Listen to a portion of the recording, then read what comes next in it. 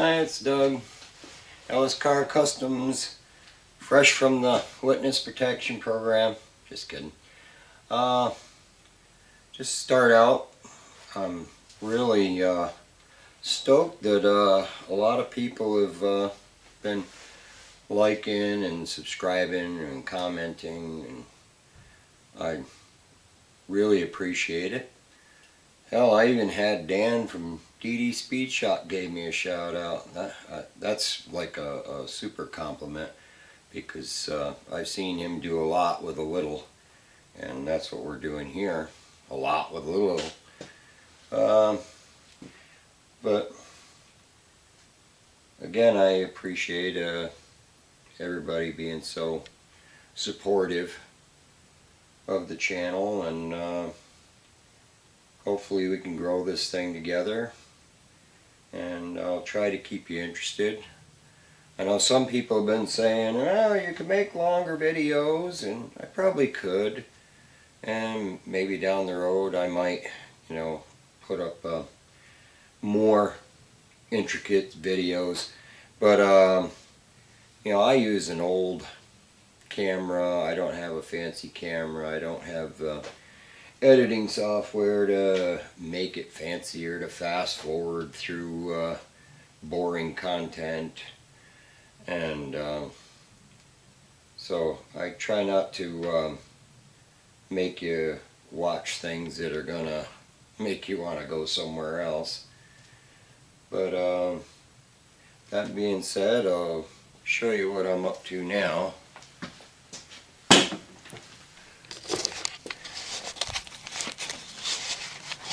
It's hard to believe, that you can cut so much out of something and then make something out of it. This piece here, I just went ahead and took the whole back off, since it was dented pretty good, and I saved as much as I could of this quarter, and I trimmed out the quarter that's going in for the tailgate opening to sort of graft to what's left there, and kind of the same as we did to the other side here, and hopefully it goes as well. And then once that piece is in there, like I said, there's not a lot of support to this floor anymore. It's pretty loose. But once this piece is in, I can bring in the Nomad roof and kind of float it over top and tack it at the windshield posts and at the rear posts, and use my engine hoist to sort of keep the weight off of it and kind of suspend it where it needs to be while I build all the brackets and inner structures and things that it's going to take to hold it up. Plus I still have to chop out this trunk floor.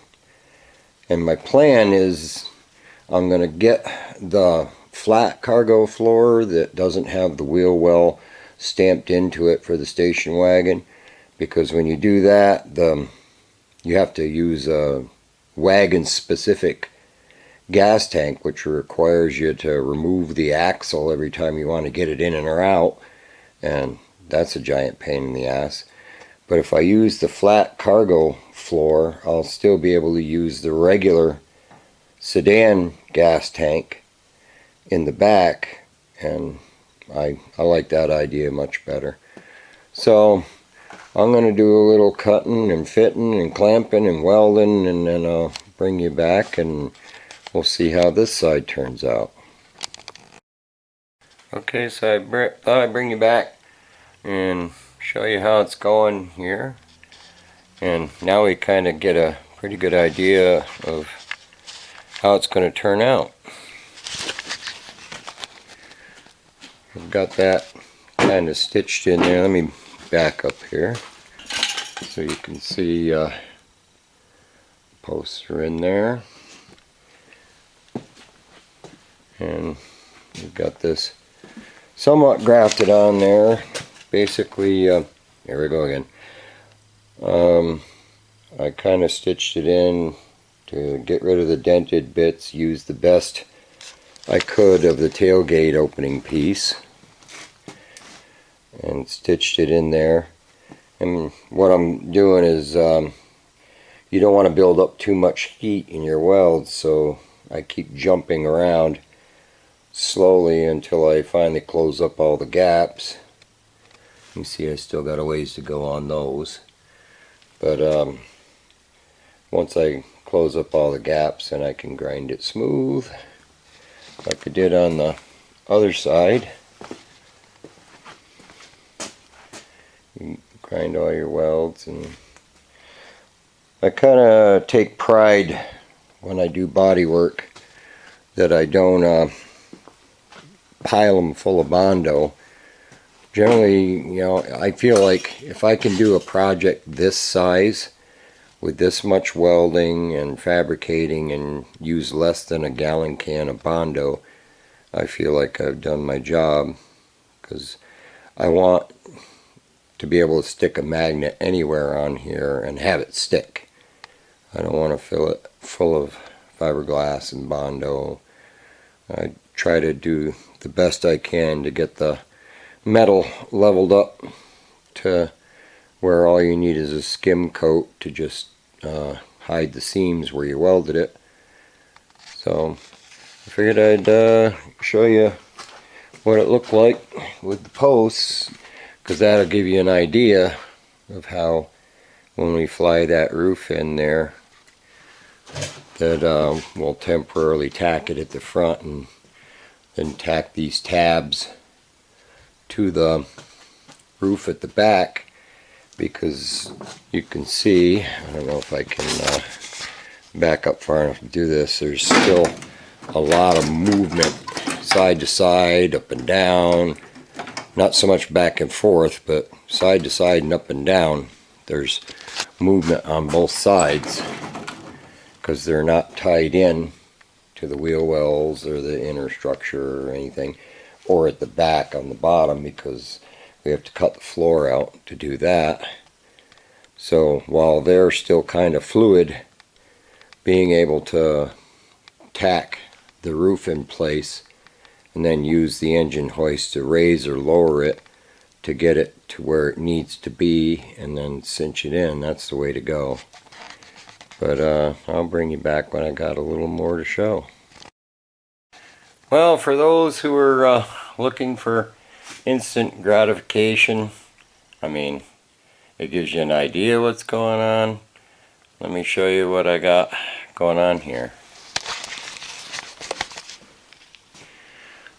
I've got the roof just laid on there right now.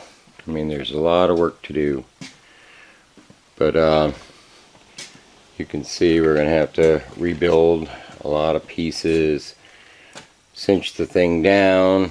I mean, there's still not a whole lot of structure to the rear quarter here. It can move up and down, side to side, and you know, we're going to have to mess around with that to get it to line up with the posts in the back. Same thing on this side.